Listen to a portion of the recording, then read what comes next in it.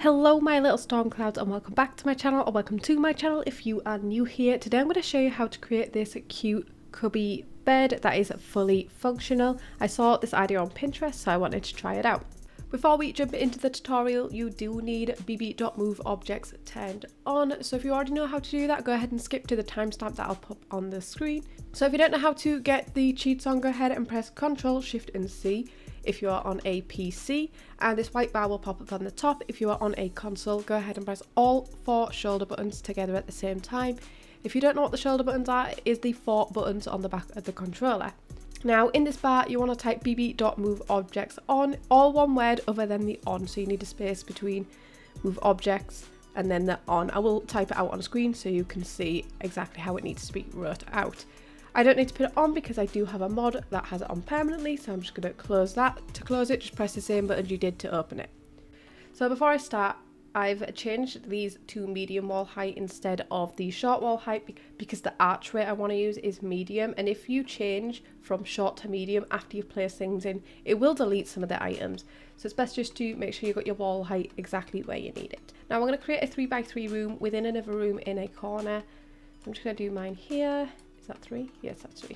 And close it off. So we've got a little closed off room like this. Grab some lighting just so we can see what we're doing in here. You can change the lighting afterwards. Give it a second and it will turn on. I don't know what's wrong with my Sims game. It's just been slow. Now I'm going to change this to the cutaway so I can get in here nicely. I'm going to use a kitchen cabinet for this, and any cabinet can do this. I've already done a tutorial on this in the shorts. Select whichever cabinet you want. If you click on the colour swatches, so I'm going to use this one from Dream Home Decorator.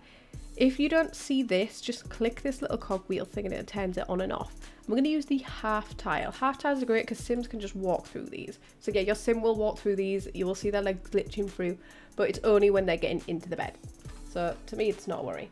And I'm just going to place these down either side. You should be able to just place them at the bottom. Somebody asked me about this. For me, I can just move them up and down the wall when the walls are up. And then the last thing you want to do is place them here. You're going to get some glitching, but we're going to fix that. And then I'm going to do the back ones as well. So we're just all the way around the edge of the room. Now there's a few things we need to fix. So currently if I put an archway in, I'm just going to show you what happens. And like I said, I want to use one of the medium wall heights. I'm using this one from Cats and Dogs. And you can use any shape, but can you see we have this here where it sticks out here, and we don't want that.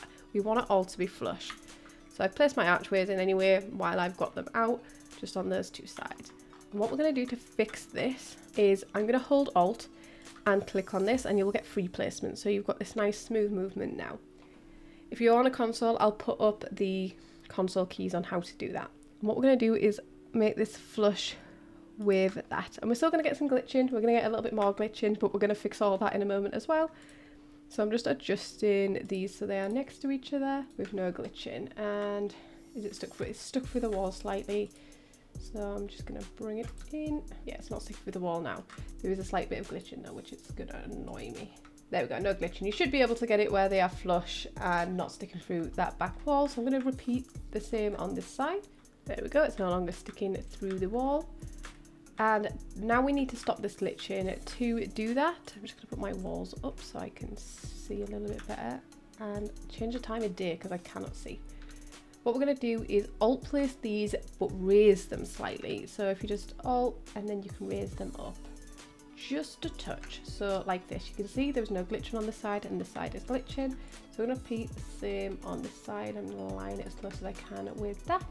And you can see there we have no glitching and it's quite flush here. I might move this slightly that way so it looks more like this. Now you just want to pick your bed. It's best to pick a bed that doesn't have a footboard because it looks weird when it's sticking through. A headboard doesn't really matter because we can hide the headboard.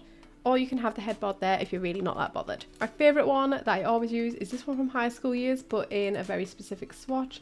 There's 2 swatches I like. I like this one and also this one, but I'm going to go with this one with the like purple. And we need to place this bed in here, and it needs to be half a tile away from the side, so exactly in the center of all of these squares that we've put down. That is because if we placed this here, your Sim can't get in the bed. Archways are classed as doors, so your Sim just won't go through and be able to get into the bed.